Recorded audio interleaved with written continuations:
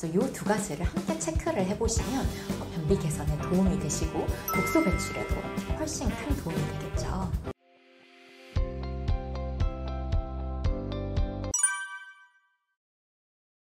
사실 현대사회에는 독소가 너무너무 많은 것 같아요. 사실 우리 길거리 나가봐도 미세먼지에, 담배 연기에, 그리고 토양과 바다는 또 얼마나 오염되어 있고, 우리 주변에 플라스틱을 포함해서 화장품, 향수, 화학물질들이 너무너무 많죠. 독소들에 대한 이야기를 하다 보면요, 정말 이거 어떻게 다 피하고 사나, 피할 수도 없는데 그냥 알고 싶지 않다, 이렇게 말씀하시는 분들이 진짜 많아요. 근데 제가 이 마음을 너무 공감하는 게요, 저도 그랬거든요. 저도 어차피 이거 피할 수 있는 것도 아닌데 말해서 뭘 하나.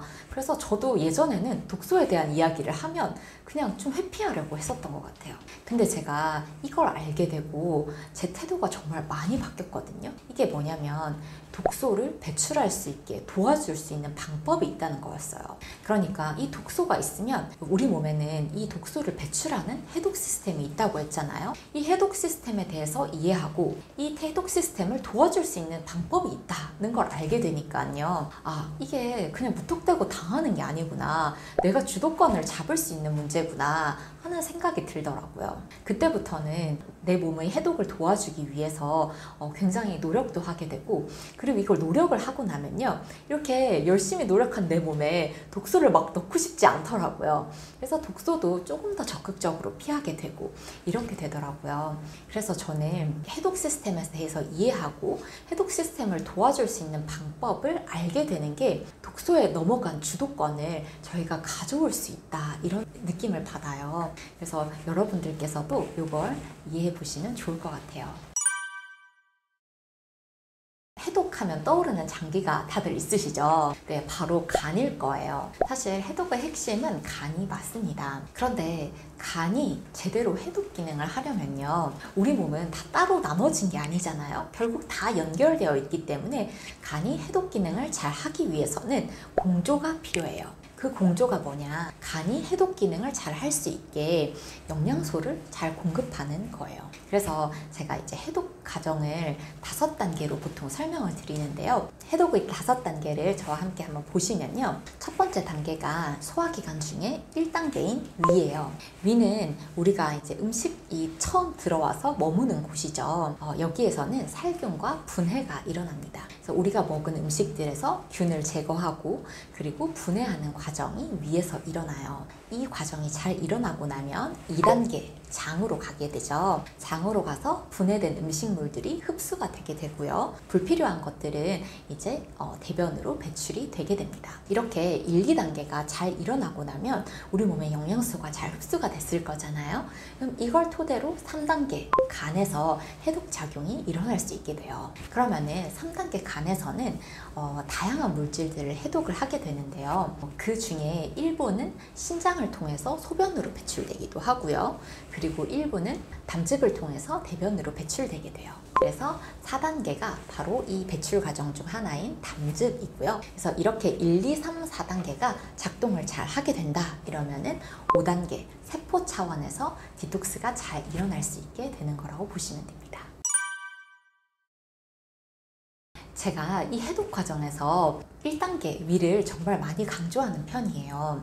우리가 다른 모든 일에서도 시작이 정말 중요하다고 하잖아요. 해독도 마찬가지입니다. 일단 첫 단계가 잘 끼워져야 그 다음 단계가 잘 작동을 할 수가 있어요. 일단 위에서는 살균과 분해가 일어난다고 말씀을 드렸는데요, 만약에 위의 기능이 떨어져서 제대로 음식이 분해되지 않는다, 이럴 경우에는 어떤 문제가 일어나냐면요, 장으로 분해가 덜 된 음식물들이 내려가겠죠.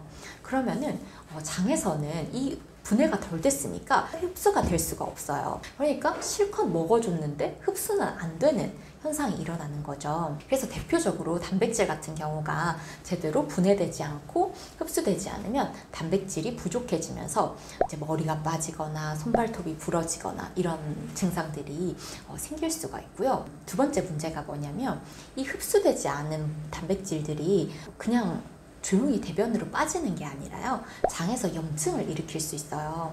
아까 염증은 그 세포의 매연을 굉장히 많이 일으키는 반응이라고 말씀드렸죠. 결국 세포 디톡스를 굉장히 방해할 수 있는 염증원이 될 수 있거든요. 그래서 위의 기능을 제대로 바로잡아주는 건 해독에서 굉장히 중요한 문제입니다. 독소의 배출에서 가장 중심이 되는 게 이제 2단계 장이라고 보시면 돼요. 장에서는 이제 두 가지가 굉장히 중요하거든요. 첫 번째는 장 운동, 그 다음에 두 번째는 장내 세균총입니다. 일단 장 운동 먼저 볼게요. 독소의 관점에서 간에서 열심히 해독을 해서 이제 장으로 독소를 내보낸단 말이에요. 내보내는데 장이 움직이질 않아서 막혀 있으면 독소의 배출에서는 굉장히 불리하겠죠. 장이 막히신 분들이 어떤 분이죠? 네, 바로 변비가 있으신 분들이에요. 그래서 변비가 있으신 분들은 독소 배출의 관점에서는 굉장히 불리한 분들인데요. 그러면 이 변비를 대체 어떻게 하면 낫게 할 수 있냐? 많은 분들이 변비하면 식이섬유 먹어라, 이렇게 보통 알고 계시거든요. 물론 식이섬유도 도움이 될 수 있어요. 그런데 저는 이 두 가지를 함께 체크해 보시면 정말 좋을 것 같거든요. 첫 번째는요, 제가 아까 말씀드린 1단계 위가 잘 작용하는지를 먼저 확인을 한번 해보시면 좋을 것 같아요.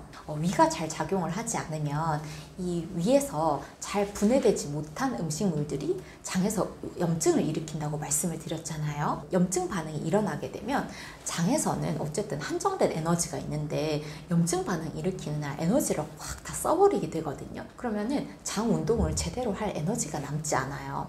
그래서 엄청나게 설사를 한다거나 아니면 변비가 엄청 심하게 온다거나 이런 문제들이 발생하게 되거든요. 그래서 1번 위를 잘 체크하는 게 정말 중요하고요. 그리고 또 한 가지, 두 번째가 장에 염증을 일으키는 음식을 줄여주시는 거예요. 1번의 이유도 장의 염증과 관련이 있었잖아요. 마찬가지로 장의 염증을 일으키는 음식을 먹어주는 것 자체가 장 운동을 방해할 수 있어요. 그러면 어떤 음식이 이 장 운동을 방해할까를 살펴보면요, 제가 보통 이렇게 강조를 하거든요. 밀류, 설티를 조금 줄이세요, 이렇게 얘기를 해요. 살펴보면 밀가루, 유제품, 설탕, 튀김입니다.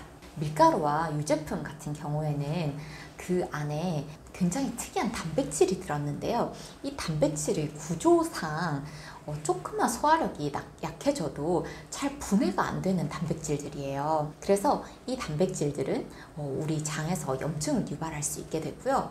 그리고 설탕 같은 경우는 장에 염증을 일으키는 좀 유해한 균들의 먹이가 될 수 있거든요. 그래서 줄이라고 보통 말씀드리고요. 그리고 튀김은요, 아까 말씀드린 대로 당독소가 정말 많은 음식이에요. 이 당독소는 장에서도 또 염증 반응을 일으키거든요. 이 밀류설티를 피하시는 것만으로도 장의 염증을 줄여서 그 염증 반응에 들어가는 에너지를 줄일 수 있게 되고 장 운동을 좀 더 원활하게 해줄 수 있게 되는 거죠. 그래서 이 두 가지를 함께 체크를 해보시면 변비 개선에 도움이 되시고 독소 배출에도 훨씬 큰 도움이 되겠죠.